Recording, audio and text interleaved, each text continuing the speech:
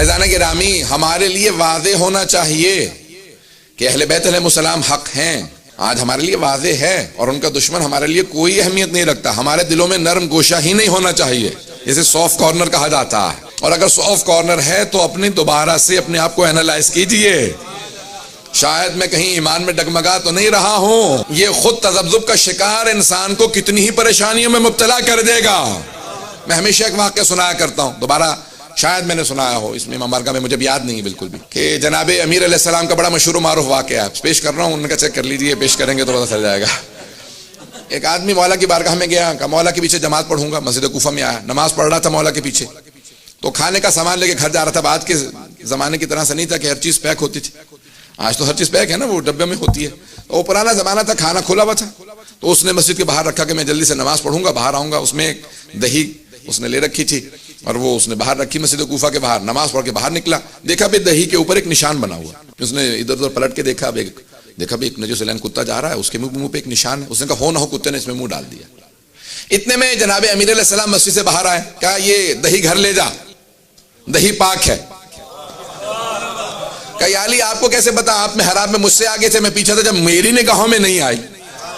پتہ نہیں توجہ ہے نہیں، یہ آپ کو کیسے پتا کہ دہی پاک ہے؟ مولا نے کہا شک نہ کر، جب میں کہہ رہا ہوں یہ دہی گھر لے جا، دہی پاک ہے.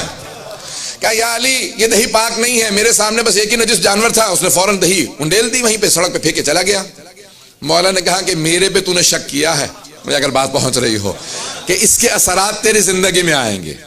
ایفیکٹس ہوتے ہیں نا، جیسے بعض دوائی کھا لیتے ہیں، سائیڈ ایفیکٹس ہوتے ہیں. امامت پہ شک کرنے کے بہت زیادہ سائیڈ ایفیکٹ ہیں، توجہ ہو.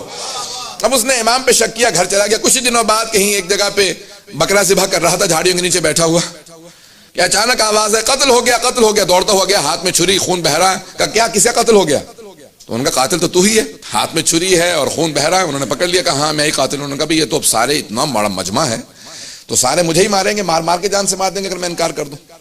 تو کہا ہاں میں ہی قاتل ہوں. انہوں نے پکڑا، فوراً کہا چلو علی کے پاس لے چلیں. جیسے ہی پہنچے مولا نے مسکرا کے دیکھا، پتہ نہیں توجہ ہے نہیں ہے.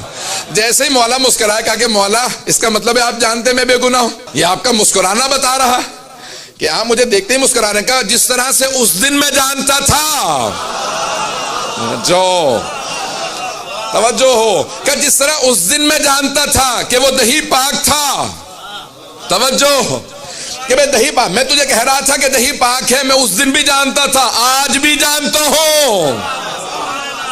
کہا پھر مجھے سزا مت ہونے دیجئے گا مولا. پتہ نہیں توجہ ہے نہیں. مولا نے کہا ابھی بھی تجھے معرفت نہیں ہے، جب بتا رہا ہوں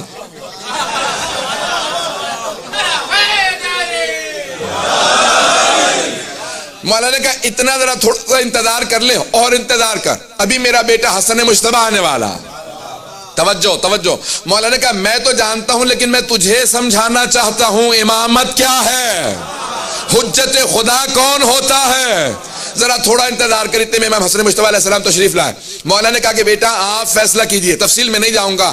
مولا نے فوراً تمام کے تمام مومنین سے، جتنے بھی وہ کوفے کے لوگ تھے، مومن بھی تھے دوسرے بھی تھے، مولا نے کہا اس مقام پہ جاؤ، وہاں پہ ایک درخت ہے، درخت کے نیچے ایک بکرا رکھا ہوگا، تو اس کا گلا ذبح ہو چکا ہوگا، جو ہاتھ میں چھری ہے وہ اس کا خون ہے. اب وہ پریشان ہو کے کہنے لگا کہ مولا یہ تو آپ کے بیٹے کو بھی پتا ہے. مولا نے کہا یہی تو سمجھانا چاہ رہا ہوں، حجت خدا ایسا ہوتا ہے کہ جو حجت خدا ہو وہ ایسا ہوتا ہے، اس کے ذہن میں کبھی بھی کوئی شبہ نہیں آنا چاہیے. حجت سے متعلق کبھی ذہن میں شبہ نہ آنے دو.